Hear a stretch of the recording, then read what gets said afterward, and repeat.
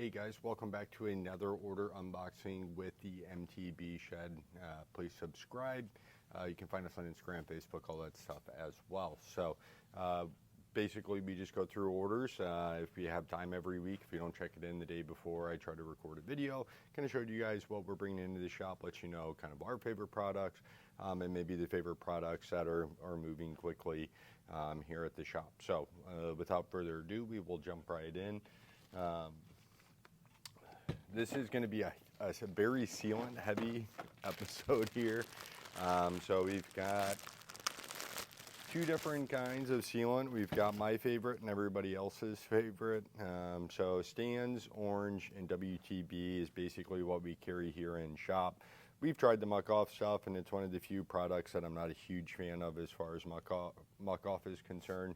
But this WTB sealant's really nice. WTB was a company started in 1982. A couple guys out of Marin County where mountain biking all started here in the U.S. Steve Potts, Charlie Cunningham, and another feller.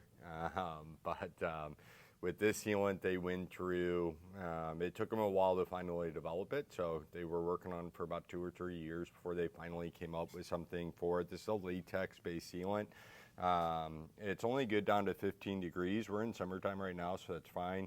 But some people in colder climates, this is only good down to 15 degrees. So, you know, obviously sometimes our garages, maybe they get pretty low, and if you're leaving your bike in the garage, then that could possibly be an issue. So WTB elsewise, by doing so, they can put less antifreeze in there.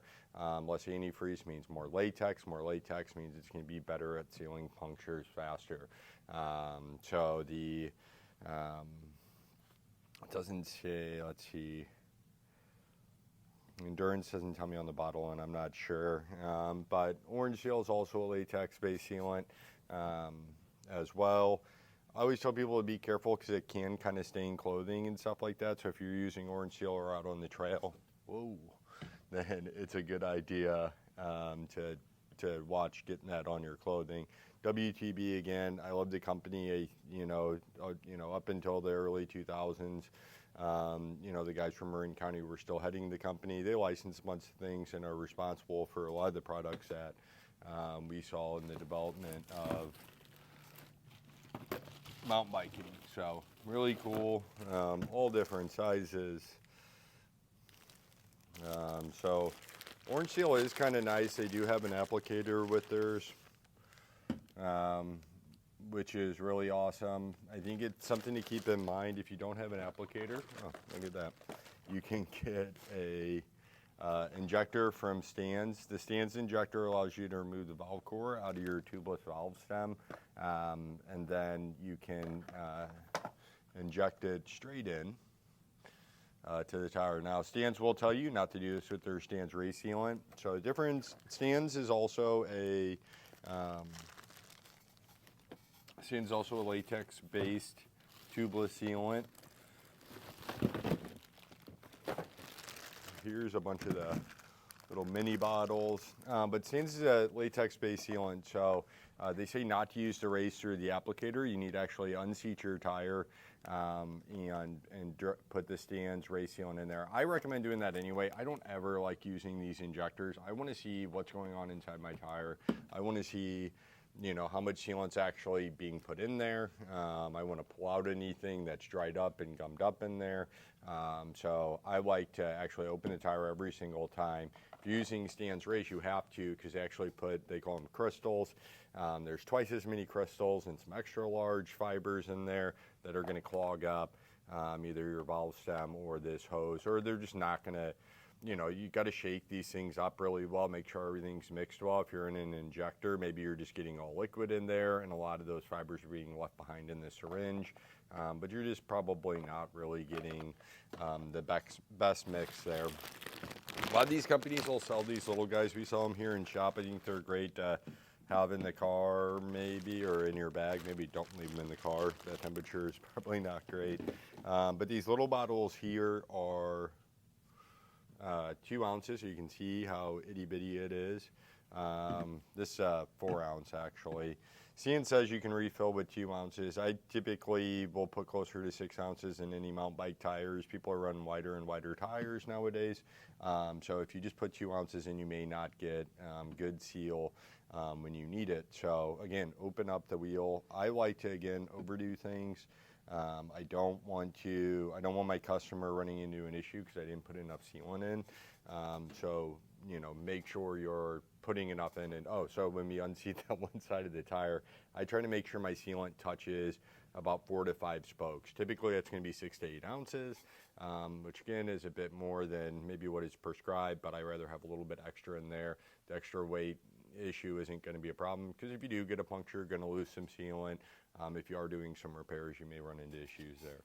SRAM 9-speed chains, nothing too exciting there. You guys can check those out. If you've got a SRAM drivetrain, put a SRAM chain on. If you've got a Shimano drivetrain, put a Shimano drive or chain on. Once we get to 9-speed, that's probably where it actually starts mattering a little bit. Your 6, 7, and 8, it doesn't really matter. Those are all going to be the same chain.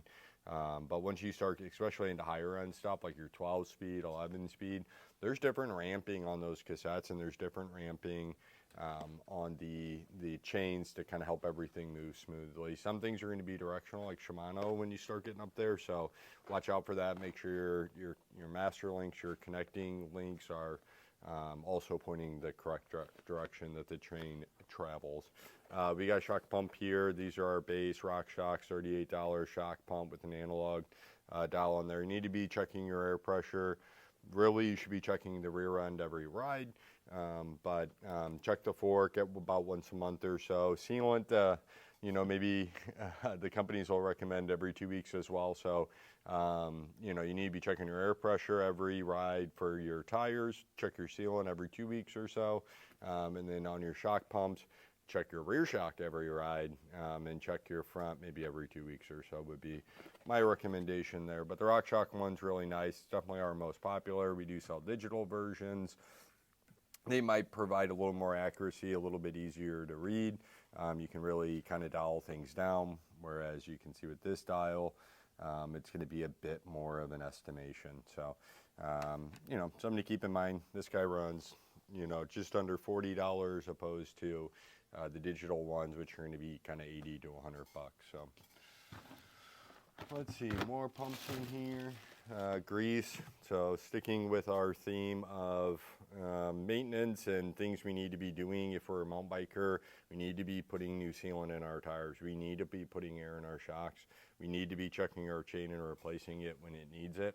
And then we also need to be greasing things. So if you have creaks, 2 major places, make sure your headset's tight enough. If you don't know how to properly tighten your headset where your fork goes into the bike, then look up a video on that before you start cranking on bolts, or you're going to strip your top cap out. You have to loosen the stem up first. You're preloading those bearings, but those bearings, if you're on a newer bike with a threadless steer and it's not loose ball in there, those are going to be seal cartridges. And we're not trying to grease the bearing itself. We're greasing where it sits into the headset cups on the bike. So a lot of times we'll hear noise coming from that standard from factory. They're just not going to have a ton of grease there.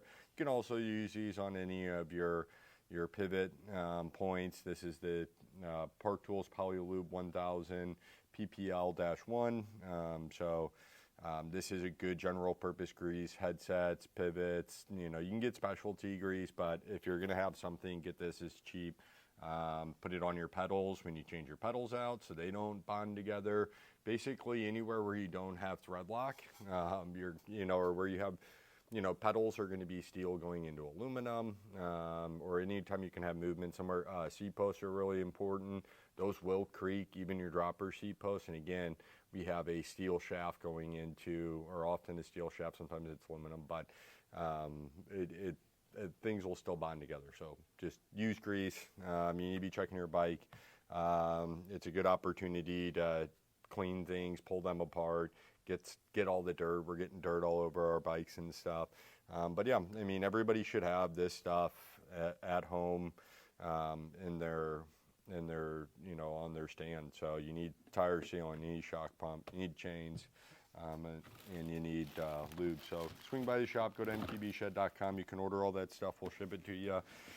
Again, that needs to be at home and ready, because these are all things that are going to come up, and maybe you notice them on your kind of pre-ride inspection before you go to ride. That maybe the next day shops are already closed. You want to have this stuff at home and ready so that you can still ride if you want to.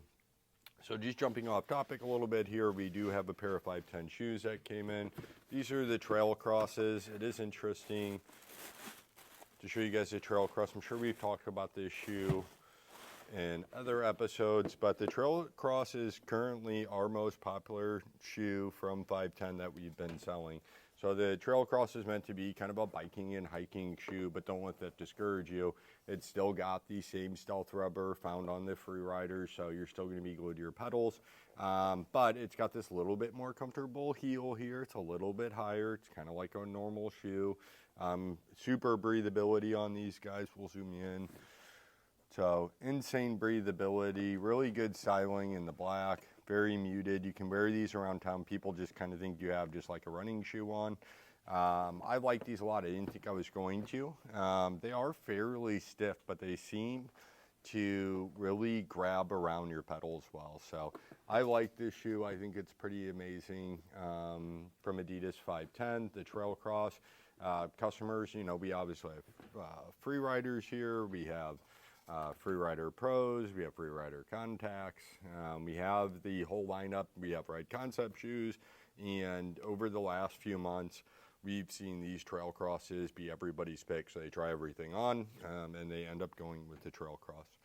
So that's it, guys. That's all for today's episode. I have to open the shop in 1 minute and 30 seconds. So please come by and see me today, or go online at mtbshed.com. If you haven't already, like and subscribe to this video. We are growing and trying to move things along. Appreciate it. See you guys next time.